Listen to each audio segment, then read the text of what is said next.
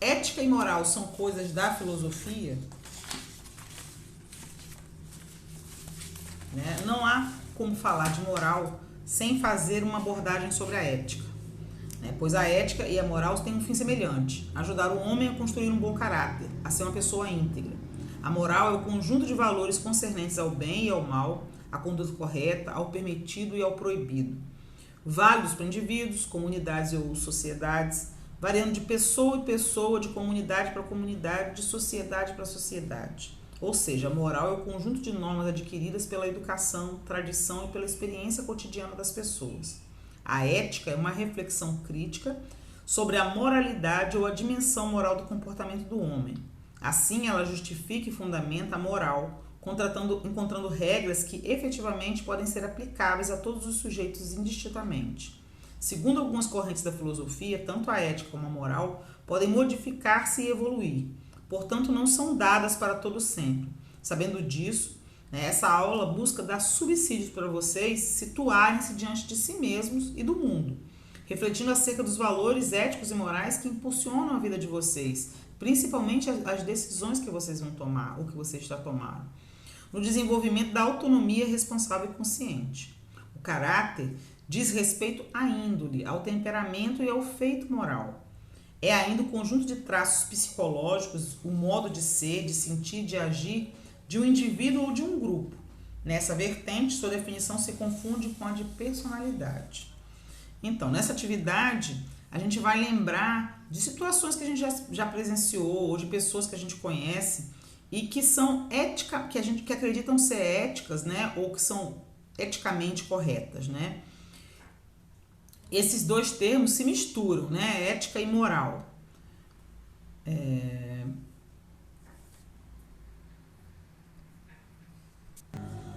Aí, baseado nesses conceitos, a gente vamos refletir sobre algumas questões, né? Que serão colocadas na plataforma para você responder. Né? Sabendo que a ética é fruto da reflexão dos costumes, das virtudes, dos hábitos gerados pelo caráter dos indivíduos, né? Pensem, reflitam sobre isso. Devo sempre dizer a verdade ou existem ocasiões em que posso mentir? O que vocês acham? Devo ajudar um amigo em perigo, mesmo correndo o risco de morte?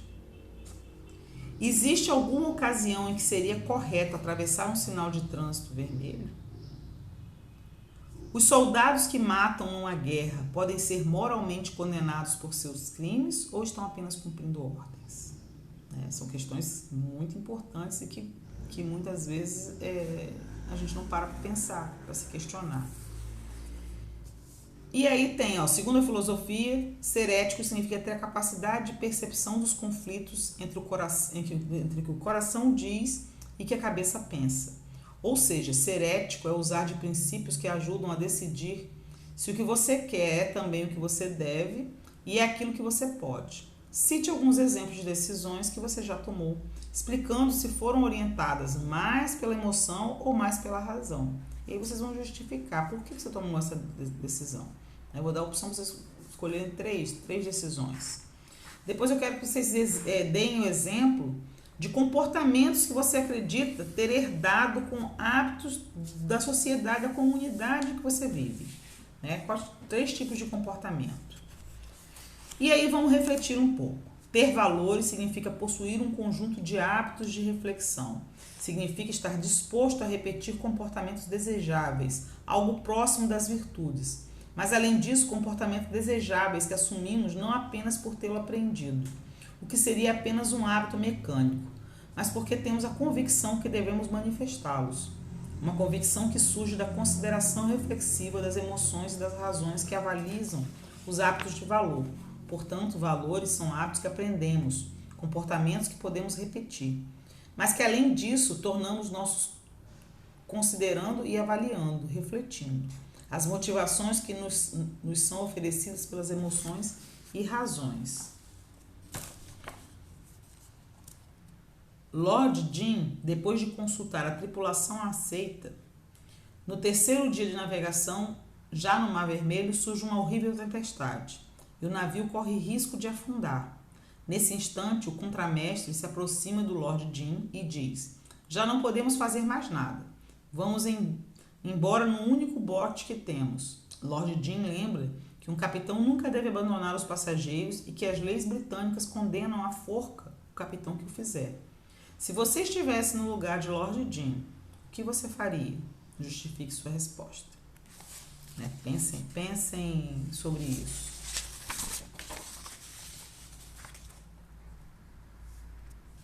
Esse trechinho que eu falei é de um grande romancista inglês polonês de nascença, J. Conrad, conta as aventuras de um capitão da marinha mercante da Inglaterra, né, que chama-se Lord Jim. Ele era o dono e o capitão de um velho barco com o qual fazia transporte de temperos, madeiras e peles entre a Índia e a África. Com ele viajavam 8 marinheiros. Um dia, um muçulmano propôs que levasse 600 muçulmanos a Meca, né, aquela cidade onde eles rezam uma vez por ano, pois não tinham dinheiro para pagar as passagens de um barco convencional de passageiros. O capitão lhes fala que tem pouco espaço no navio e que só tinha disponível um bote salva-vidas. Os muçulmanos fazem questão de embarcar mesmo assim e dizem que vão viajar sob a proteção de Alá. E aí acontece isso, né? Ele consulta a tripulação dele, aceita, mas aí no terceiro dia surge uma terrível tempestade e o navio corre o risco de afundar. Então a tripulação acha melhor fugir num bote só e deixar os passageiros lá para morrer. Só que ele sabe, o Lord Jim sabe, que existe uma lei britânica que condena à forca o capitão que abandona os passageiros, né? E ele também sabe que um capitão não pode abandonar o navio com uma situação. Essa é uma situação. Outra situação, a eutanásia, né? Que é a morte assistida, né? Mercedes sempre foi uma boa filha para o pai, apesar de que ele sempre foi muito severo e duro com ela. Ainda mais agora que a velhice e a viuvez lhe reforçaram o mau humor. Agora seu pai foi internado com um grave problema nos rins e precisa de diálise permanentemente, inclusive de ventilação assistida, já que seus pulmões de fumante estão bem deteriorados. Uma tarde, o médico comentou com Mercedes que a situação dele pode se estender durante muito tempo, já que seu Antônio é forte, apesar dos problemas com rins e pulmões. Mas pela idade não há possibilidade de transplante de rins. Por isso o médico diz a Mercedes que tem 3 possibilidades: continuar com a diálise e com a ventilação, talvez durante alguns meses, interromper a diálise e a ventilação e deixar o doente pelo seu próprio esforço, administrar-lhes alguns sedativos muito poderosos que o próprio Antônio pede para tirar a dor, mas que diminuirão notavelmente sua vida. Se você fosse a Mercedes, qual das 3 decisões você decidiria, né? Justifique sua resposta. Por que você tomaria essa decisão? Outra situação.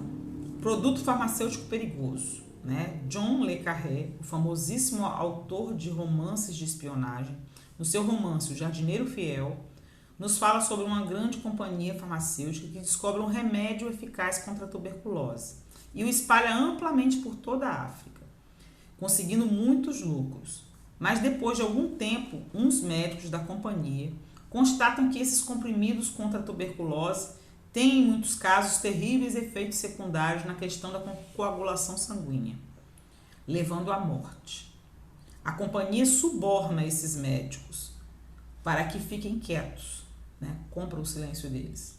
Mas a esposa de um diplomata no Quênia começa a investigar e a redigir um relatório com todos os casos que acabaram em morte. A companhia fica sabendo e, fingindo um acidente em um jipe, mata a inglesa. Por meio de indícios, cartas e arquivos que estavam no computador de sua mulher, o diplomata inglês descobre a verdade. Se você estivesse no lugar desse diplomata, você se atreveria a denunciar a grande multinacional que poderia lhe matar? Justifique sua resposta. Então, essas 3 situações, vocês vão refletir e vão dar a opinião de vocês, a resposta de vocês, justificando por que vocês tomariam essa decisão. Agora, vocês vão escolher, né, essas atividades vão estar todas aí, vou colocar. Uma das situações apresentadas anteriormente para formar grupo com seus... vocês não vão formar grupo, mas vocês podem conversar com seus colegas, né? Vocês têm mais contato por WhatsApp, essas coisas. e vão discutir com ele ou com alguém de casa, da família de vocês, né? Vocês vão vão discutir uma dessas situações, né? Dessas 3 situações que eu coloquei: a do barco, né? A do produto farmacêutico perigoso e da eutanásia. Vocês vão discutir com alguém, pode ser um colega de sala, pode ser uma pessoa que vive com você, pode ser a mãe, pode ser alguém da família, alguém que esteja de preferência com você, que você não tem que correr risco de encontrar com essa pessoa em outro lugar, né? De forma virtual. E aí vocês vão discutir com eles, né, as opiniões, e de acordo com essas orientações, ó. Busque saber dessa pessoa, desse grupo de pessoas, o que eles fariam em tal situação, numa dessas 3 situações que eu mencionei antes. E o porquê que elas decidiram por isso.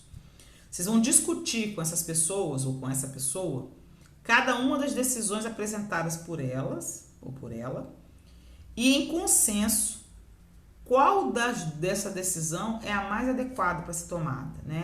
Entre o que você acha e o que ela acha. Qual que você acha que seria mais, depois de discutir, o que vocês acham que seria mais adequado?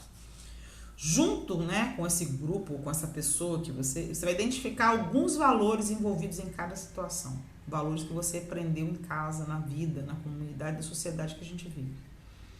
Escolha entre os seus colegas, né, ou a pessoa que você está discutindo sobre isso, uma pessoa,